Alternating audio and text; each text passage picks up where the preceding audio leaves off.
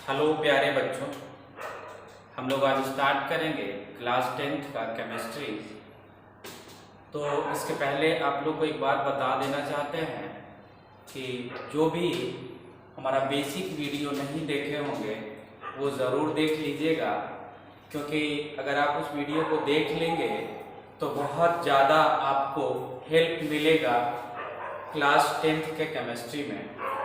तो आइए हम लोग स्टार्ट आज करते हैं केमिस्ट्री का first chapter, chemical reaction and equation. ठीक है, तो आइए सबसे पहले हम बात करते हैं केमिकल रिएक्शन क्या होता है। ठीक है, तो आई होप आप लोग केमिकल के बारे में जानते होंगे। ठीक है, कि केमिकल क्या होता है। तो केमिकल की अगर बात करें तो जितना सारा सब्सटेंस है कुछ न कुछ उसमें केमिकली भी होता है। जैसे बात करें इस मार्कर की, अगर बात करें तो कि क्या ये मार्कर हमारा केमिकल है, तो अगर हम इसको बोलते हैं कि ये केमिकल है तो ये ज़्यादा परफेक्ट नहीं होगा। लेकिन अगर हम ये बोलते हैं कि ये मार्कर जिस मटेरियल से मिलकर बना है वो ज़रूर केमिकल है। क्या कंप्यूटर केमिकल है? तो कंप्यूटर केमिकल नहीं है, लेकिन हाँ, कंप्यूटर जिस मटेरियल से मिलकर बना है वो ज़रूर केमिकल है। जैसे कंप्यूटर पे बेसिकली यूज होता है चिप वगैरह, तो वो बना हुआ होता है सेमीकंडक्टर का। ठीक है, तो इसी तरीके से अगर पूछा जाए कि क्या हमारा सोच, थिंकिंग हमारा केमिकल है, तो नहीं, ये केमिकल नहीं है। तो आप लोग 9th क्लास में इसका स्टडी ज़रूर किए होंगे। ठीक है, और रिएक्शन की अगर बात करें तो रिएक्शन क्या होता है? रिएक्शन आप लोग बहुत अच्छे तरीके से जानते होंगे। अगर कोई भी आप पे गुस्सा करता है, ठीक है, तो आप अगर कुछ नहीं करते, कुछ गलती आपका नहीं रहता है, तो आपका रिएक्शन क्या रहता है कि भाई अपन तो गलती किया नहीं, लेकिन आप मेरे को क्यों डांट रहे हो। ठीक है, तो इस तरीके का एक रिएक्शन की बात करें, मतलब कुछ हम एक्शन करें, ठीक है, तो उधर से कुछ मेरे को क्या मिले, रिएक्शन मिले, तो इसी को रिएक्शन बोलते हैं। ठीक है, तो आइए हम लोग यहाँ पे देखते हैं कि केमिकल रिएक्शन क्या होता है। तो केमिकल रिएक्शन की बात करें तो डेफिनेशन तो आप लोग खुद से भी बना सकते हैं। ठीक है, डेफिनेशन का कोई यहाँ पे टेंशन नहीं है, डेफिनेशन तो आप लोग खुद भी बना सकते हैं। देखिएगा, अगर मैं सब्सटेंस की बात करूं, क्योंकि अभी सब्सटेंस समझते हैं, फिर ये देखेंगे कि सब्सटेंस होता क्या है। ठीक है, तो अगर कोई दो सब्सटेंस 1 प्लस सब्सटेंस 2 अगर रिएक्ट करता है तो ये क्या बनाता है, कोई न्यू सब्सटेंस बनाता है, न्यू सब्सटेंस बनाता है जिसका नाम दे दिए 3 सब्सटेंस। ठीक है, अब देखिएगा यहाँ पे न्यू सब्सटेंस बनाया, तो आप लोग ये भी कर सकते हैं कि 2 सब्सटेंस मिला, एक नया बना, तो उसको मिक्सचर बोलेंगे। तो बिल्कुल आपका कहना बिल्कुल सही है। ठीक है, लेकिन जब मिक्सचर बनाता है तो वहां पे केमिकली कंबाइन नहीं होता है, वो सिंपली मिक्स्ड हो जाता है। जिस तरीके से अगर बात करें तो हम बात करते हैं शुगर और वाटर की बात करते हैं, यहां से क्या बनता है, शरबत बनता है। ठीक है, सिरप जिसको बोलते हैं। तो यहां पे अगर बात करें तो अगर कोई इस तरीके से मिक्सचर बना, ठीक है, तो अगर इस पार्टिकल्स की बात करें, जब दोनों को मिला दिए, जब हम इस पार्टिकल्स की बात करते हैं तो इसमें शुगर का भी पार्टिकल्स होता है और वाटर का भी पार्टिकल्स होता है। अगर हम इसको सेपरेट करना चाहें तो वो भी कर सकते हैं। तो इसलिए ये केमिकल नहीं कहेंगे इसको। ठीक है, कि केमिकल मतलब क्या, मतलब केमिकल रिएक्शन नहीं कहेंगे, ये दोनों के साथ केमिकल रिएक्शन नहीं हुआ। ठीक है, क्योंकि यहाँ केमिकली कंबाइंड नहीं हुआ। ठीक है, लेकिन यहाँ की अगर बात करें तो इसको बोलते हैं कि ये केमिकल रिएक्शन है। कैसे है केमिकल रिएक्शन वो देखेंगे। ठीक है, विथ एग्जांपल की बात करेंगे, एग्जांपल से समझेंगे कि केमिकल रिएक्शन किसको बोलते हैं। तो देखिएगा, एक चीज और यहाँ पे समझ लीजिए आप लोग कि ये सब्सटेंस 1 है। अब सब्सटेंस क्या हो सकता है, एटम हो सकता है, मॉलिक्यूल्स हो सकता है, कंपाउंड हो सकता है, ठीक है। और ये सब्सटेंस टू मतलब इसी तरीके से दूसरा कुछ एटम मॉलिक्यूल्स कंपाउंड हो सकता है। और ये जो बना न्यू सब्सटेंस, देखिए यही दोनों के केमिकली कंबाइंड होने से बनेगा न्यू सब्सटेंस, ठीक है। अब यहाँ पे केमिकली कंबाइंड कैसे होता है तो वो जब हम रिएक्शन अभी देखेंगे ना तो उसमें समझ लेंगे, ठीक है। और ये जब न्यू सब्सटेंस बनाता है ना एक न्यू प्रॉपर्टीज के साथ बनाता है। मतलब क्या कि इसका जो प्रॉपर्टीज होता है ये दोनों से अलग होता है, इससे कोई मतलब नहीं। ये एक बनाया तो एक अलग प्रॉपर्टीज बनाया। जैसे कि अगर बात करें तो देखते हैं, आप लोग ये रिएक्शन जानते होंगे, अभी हम वही रिएक्शन बताएंगे जो नॉर्मली आप लोग को मालूम होगा। अब मैं बात करूं हाइड्रोजन की, तो हाइड्रोजन क्या है, गैस है, ठीक है। प्लस ये ऑक्सीजन की बात करें, ये भी क्या है, गैस के फॉर्म में होता है।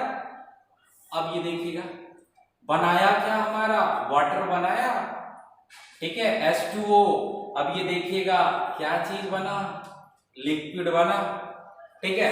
अब यहां से देखिएगा ये गैस के फॉर्म में था, ये भी गैस के फॉर्म में था, लेकिन जब ये बना तो क्या बना दिया, वाटर बना दिया। वो किस फॉर्म में है, लिक्विड में है। और इसका जो प्रॉपर्टीज होगा वाटर का वो ये दोनों से बिल्कुल न्यू होगा, मतलब बिल्कुल अलग होगा।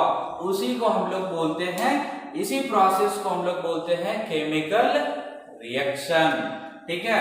अब देखिएगा जो केमिकल रिएक्शन करने के लिए पार्टिसिपेट होता है उसको बोलते हैं रिएक्टेंट, ठीक है।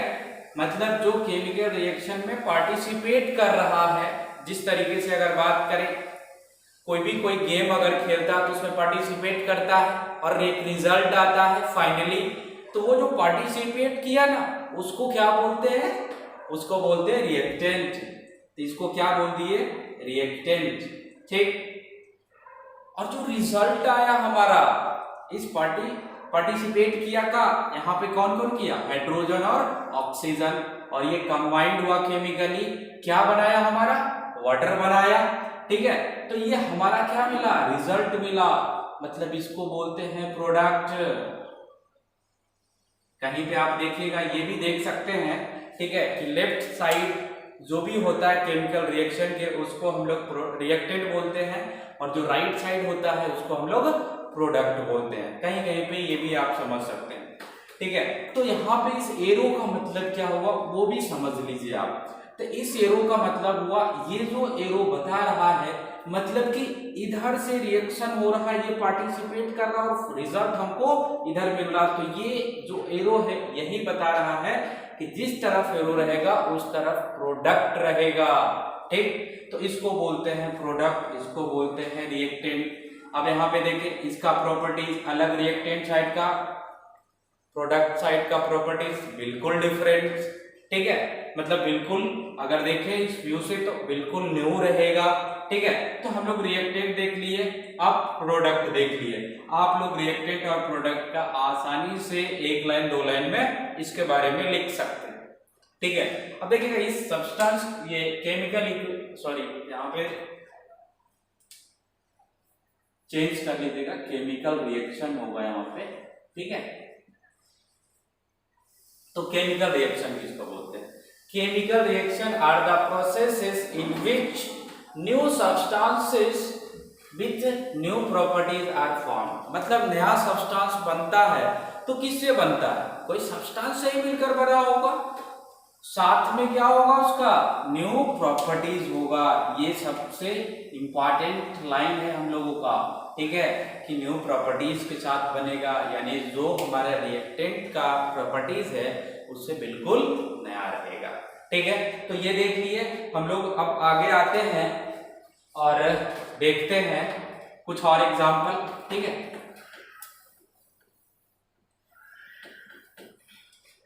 देखिएगा अब हम लोग एग्जाम्पल लेते हैं जो प्रीवियस वीडियो में करवाए हुए हैं।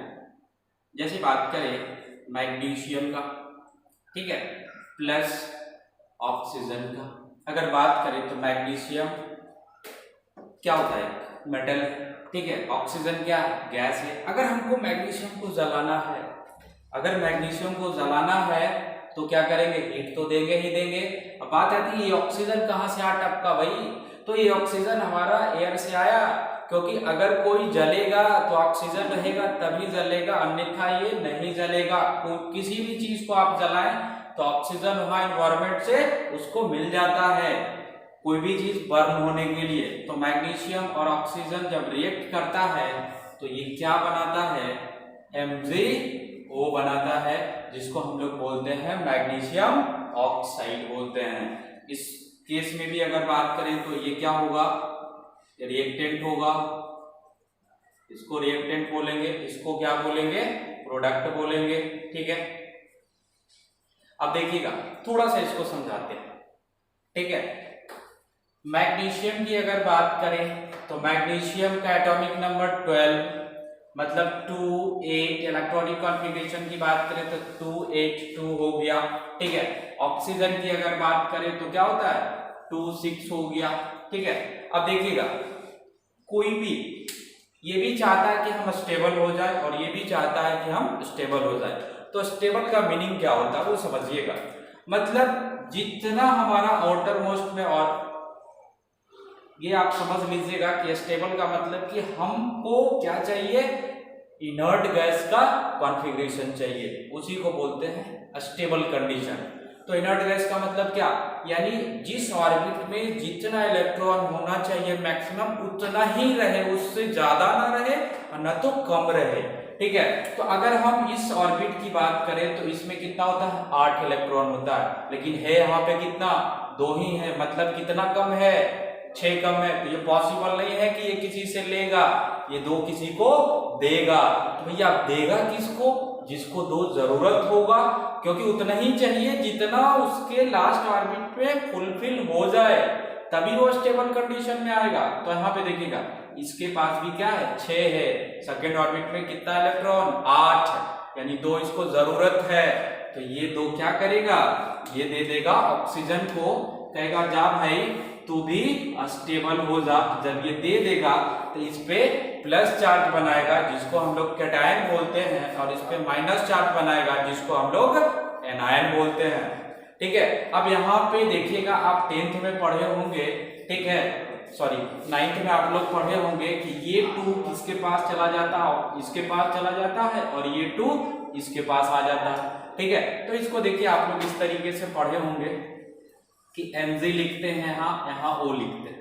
ठीक है, इसका वैलेंसी यहाँ लिख दिए और इसका वैलेंसी यहाँ लिख दिए, ये दोनों क्या होता है, आपस में एक्सचेंज हो जाता है, और ये क्या बनाता है हमारा Mg2O2, और इसी को हम लोग बोलते हैं MgO।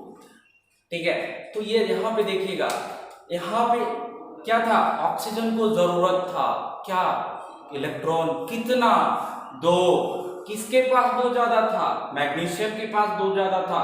तो ये बोला भाई ऐसा कर कि तू 2 मेरे से ले ले, तो तू भी स्टेबल और हम भी स्टेबल। मतलब यहाँ पे क्या हो रहा है, केमिकली कंबाइन हो रहा है, इलेक्ट्रॉन का क्या हो रहा है, ट्रांसफर हो रहा है, तब इसको हम लोग क्या बोल रहे हैं, केमिकल रिएक्शन बोल रहे हैं। और इस केस में ऐसा नहीं हो रहा है, इसीलिए हम लोग इसको क्या बोलते हैं, मिक्सचर बोलते हैं। ठीक है, तो आप समझ गए होंगे कि मिक्सचर किसको बोलते हैं और केमिकल रिएक्शन किसको बोलते हैं। ठीक है, अब देखिएगा यहां से एक और बात आती है, अगर इलेक्ट्रॉन ट्रांसफर करता है किसी को, ठीक है, तो उसको आयोनिक बॉन्ड बोलते हैं। यहाँ पे कौन सा बॉन्ड बनाएगा, आयोनिक बॉन्ड। मतलब आयोनिक बॉन्ड का केस में क्या होता है कि इलेक्ट्रॉन ट्रांसफर कर देता है कि जा भाई तो स्टेबल हो। ठीक है, लेकिन अगर कोवैलेंट बॉन्ड की बात करते हैं तो वहां पे हमेशा के लिए ट्रांसफर नहीं करता, वहां पे क्या करता है, शेयर करता है। ठीक है, शेयर का मतलब क्या कि जब तुमको जरूरत पड़े तो तू ले ले, और जब मेरे को जरूरत पड़े तो मेरे को दे दे। ठीक है, इसको बोलते हैं शेयरिंग। ठीक है, आप लोग डेली लाइफ में हमेशा ये शेयरिंग का काम करते होंगे। किसी के पास बाइक है, किसी के पास नहीं है, तो भाई आज बाइक दे दे, कल मेरे को आएगा तो हम भी तुमको हेल्प करेंगे, इसी को बोलते हैं शेयरिंग। ठीक है, तो हम लोग ये देख लिए। अब इसमें क्या चीज देखना है, तो ओवरऑल अगर देखा जाए तो रिएक्शन के बारे में देख लिए, बहुत सारा और रिएक्शन है, जैसे कार्बन जब ऑक्सीजन के साथ जलाते हैं मतलब रिएक्ट करवाते हैं तो क्या मिलता है, CO2 मिलता है और क्या मिलता है, हीट मिलता है। ठीक है, अभी देखिएगा हम लोग बैलेंस इक्वेशन की बात नहीं कर रहे हैं, सबसे पहले हम लोग देखेंगे कि इक्वेशन किसको बोलते हैं, उसके बाद हम लोग बैलेंस की बात करेंगे। ठीक है, तो कार्बन जब ऑक्सीजन के साथ रिएक्ट करता है तो क्या बनाता है, कार्बन डाइऑक्साइड। यहाँ पे भी रिएक्टेंट कौन, लेफ्ट साइड वाला रिएक्टेंट, राइट साइड वाला प्रोडक्ट। ठीक, तो कहीं कहीं पे देखिएगा रिएक्शन में कोवेलेंट बॉन्ड से भी बॉन्ड बनाता है। ठीक है, तो वो जो कोवेलेंट बॉन्ड से बनाता है उसको हम लोग आगे देखेंगे ही, क्योंकि वो कोवेलेंट बॉन्ड हम लोग को पढ़ना ही है। ठीक है, तो बारी बारी से हम लोग देखेंगे। अभी फिलहाल आप इतना समझिए, तो केमिकल रिएक्शन के बारे में आप लोग समझ गए होंगे। तो आइए हम लोग अब स्टार्ट करते हैं केमिकल इक्वेशन के बारे में देखते हैं। ठीक है, कि केमिकल इक्वेशन क्या होता है। ठीक है, तो हम क्या बात करते हैं, केमिकल इक्वेशन। ठीक है, अब बात आती है कि केमिकल इक्वेशन क्या है भाई। तो देखिएगा केमिकल रिएक्शन को ही अगर हम लोग सिंबॉलिक रिप्रेजेंटेशन करते हैं, ठीक है, केमिकल रिएक्शन को ही अगर हम सिंबॉलिक रिप्रेजेंटेशन करते हैं तो क्या बनाता है वो, उसी को हम लोग क्या बोलते हैं, केमिकल इक्वेशन बोलते हैं। सिंबॉलिक रिप्रेजेंटेशन बात करें, उसको फार्मूला की बात करें, मतलब उसका वर्ड हम लोग नहीं लिखते हैं, उसका सिंबल लिखते हैं, उसका फार्मूला लिखते हैं और केमिकल रिएक्शन को क्या करते हैं, रीअरेंजमेंट करते हैं। इसी को हम लोग क्या बोलते हैं, केमिकल इक्वेशन। तो बात करें तो यहाँ पे ये दोनों भी क्या है, केमिकल इक्वेशन है, मतलब इक्वेशन के फॉर्म में इसको लिखे हैं। मैग्नीशियम रिएक्ट कर रहा ऑक्सीजन से, क्या बनाया, मैग्नीशियम ऑक्साइड। तो ये क्या है, सिंबॉलिक रिप्रेजेंटेशन है। मैग्नीशियम की बात करें तो Mg होता है इसका सिंबल, ऑक्सीजन की बात करें ऑक्सीजन मॉलिक्यूल्स में रहता है O2 इसका फार्मूला होता है। ठीक है, तो ये बेसिकली अगर बात करें तो केमिकल रिएक्शन जो हम लोग यहाँ पे किए हैं उसी में सिंबॉलिक जो रिप्रेजेंटेशन करते हैं उसी को हम लोग बोलते हैं केमिकल इक्वेशन। ठीक है, अब केमिकल इक्वेशन आप लोग समझ गए होंगे। अब आगे बात करते हैं बैलेंस्ड केमिकल इक्वेशन और अनबैलेंस्ड केमिकल इक्वेशन। तो देखिएगा जब ये केमिकल इक्वेशन रिएक्शन बनाया गया, ठीक है, तब उसी वक्त जब ये इन्वेंशन हुआ तब ये पता चला कि जो भी रिएक्शन होगा, जो भी इक्वेशन होगा वो law of conservation of mass को फॉलो करेगा। ठीक है, आप 9th में पढ़े होंगे। ठीक है, तो अगर law of conservation of mass को जब ये फॉलो करेगा दैट मीन्स जो मास रिएक्टेंट साइड होगा वही मास कहाँ होना चाहिए, प्रोडक्ट साइड होना चाहिए, तभी मास क्या होगा, इक्वल होगा। ठीक है, मतलब कि ये क्या है, अगर रिएक्टेंट है तो इसका जो भी मास हो इस प्रोडक्ट के मास के इक्वल हो, यहाँ पे भी इसका मास इसके मास के इक्वल हो जाए, तब इसको क्या बोलेंगे कि हाँ ये रिएक्शन, ये इक्वेशन किसको फॉलो कर रहा है, law of conservation of mass को। ठीक है, तो इसी लॉ को फुलफिल करने के लिए हम लोग बैलेंस करते हैं। ठीक है, तो केमिकल इक्वेशन को जब बैलेंस करते हैं तो देखिएगा सबसे पहला चीज जो रिएक्टेंट में भाग लेता है, ठीक है, जिसको रिएक्टेंट हम लोग बोलते हैं, यानी जो एटम हो, जो मॉलिक्यूल्स हो, ठीक है, जो एटम यहाँ पे पार्टिसिपेट करता है केमिकल रिएक्शन में उसी का रीअरेंजमेंट हमको मिलता है प्रोडक्ट में। ठीक है, मतलब समझिएगा कार्बन अगर पार्टिसिपेट किया रिएक्शन में और ऑक्सीजन पार्टिसिपेट किया रिएक्शन में तो यही दोनों का रीअरेंजमेंट मिलेगा। देखिएगा कार्बन डाइऑक्साइड की बात करें तो यहाँ भी कार्बन और ऑक्सीजन ही है। ठीक है, तो ऐसा नहीं है कि कार्बन ऑक्सीजन से रिएक्ट किया तो कार्बन डाइऑक्साइड मिला और कुछ एटम मिल जाएगा, ऐसा कभी नहीं होता है। ये हमेशा याद रखिएगा, क्योंकि जब ऐसा होगा तो कभी law of conservation of mass को फॉलो नहीं करेगा। ठीक है, तो जो एटम यहाँ पे पार्टिसिपेट करता है उसी का रीअरेंजमेंट से हमको कोई कंपाउंड का फॉर्मेशन होता है या फिर कोई न्यू सब्सटेंस बनता है। तो आप लोग आई होप ये समझ गए होंगे। दैट मीन्स यहां से हम लोग क्या कंक्लूजन निकाले कि अगर रिएक्टेंट साइड, ठीक है, अगर रिएक्टेंट साइड अगर रिएक्टेंट साइड एटम और प्रोडक्ट साइड एटम इक्वल हो जाए तो मास बिल्कुल इक्वल हो जाएगा, ठीक है। तो इधर हम प्रोडक्ट लिख लेते हैं, ठीक है, प्रोडक्ट। अब देखिएगा कोई क्वेश्चन कोई उठाते हैं यहां से, ठीक है, कोई क्वेश्चन को उठाते हैं और देखते हैं कि क्या वो बैलेंस है। देखिएगा हम लोग अभी फर्स्ट मतलब इसकी बात करते हैं, कार्बन और ऑक्सीजन जब रिएक्ट करता है तो कार्बन डाइऑक्साइड बनाता है। तो देखते हैं इसमें रिएक्टेंट साइड कार्बन कितना है, 1 है, ठीक, 1 एटम है। प्रोडक्ट साइड कार्बन कितना है, उधर भी 1 है, ठीक। रिएक्टेंट साइड ऑक्सीजन कितना है, तो 2 एटम है, ठीक है। प्रोडक्ट साइड की बात करें तो ऑक्सीजन कितना है, 2 है। दैट मीन्स रिएक्टेंट साइड जो भी हमारा एटम्स है उतना ही प्रोडक्ट साइड है। तो अगर एटम इक्वल हो जाएगा रिएक्टेंट और प्रोडक्ट साइड तो उसका मास भी क्या होगा, इक्वल होगा, ठीक है। दैट मीन्स ये किसको फॉलो करेगा, law of conservation of mass को फॉलो करेगा। तो इसी के लिए हम लोग कोई रिएक्शन ऐसा भी होता है जो ऑलरेडी बैलेंस, जैसे हम अभी देखे हम लोग कि कार्बन और ऑक्सीजन का केस में ये ऐसा हुआ, ठीक है, ऑलरेडी बैलेंस था, तो इसको बैलेंस करने की जरूरत नहीं है। लेकिन जो बैलेंस नहीं रहेगा उसको करना है। जैसे अब अपन लोग बात करते हैं मैग्नीशियम को जब जलाते हैं तो क्या मिलता है, मैग्नीशियम ऑक्साइड मिलता है। तो अब हम लोग इसकी बात करते हैं, इसको हम लोग इरेज कर देते हैं और उस चीज को समझते हैं, ठीक है। देखिएगा इस केस की बात कर रहे हैं, मैग्नीशियम की बात कर रहे हैं। तो अगर मैग्नीशियम की अगर हम बात करें तो मैग्नीशियम में कितना एटम, 1 एटम, ठीक। प्रोडक्ट साइड की बात करें मैग्नीशियम कितना, 1, चलो अभी तो सही है भाई। ऑक्सीजन की बात करें कितना, रिएक्टेंट साइड 2 एटम है, 2 कैसे बोले, देखिए O2 मतलब 2, ठीक है। इधर ऑक्सीजन की बात करें तो कितना है, देखिएगा इधर एक ही है, ठीक है, इधर क्या है, एक ही है।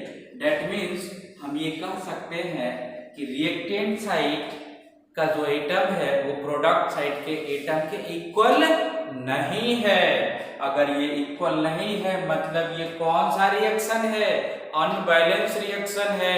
और फर्स्ट का केस जब देखे थे तो क्या होता है, वो बैलेंस रिएक्शन था, बैलेंस इक्वेशन था, लेकिन ये क्या है, अनबैलेंस है। अनबैलेंस क्यों बोले, क्योंकि दोनों साइड का एटम इक्वल नहीं है।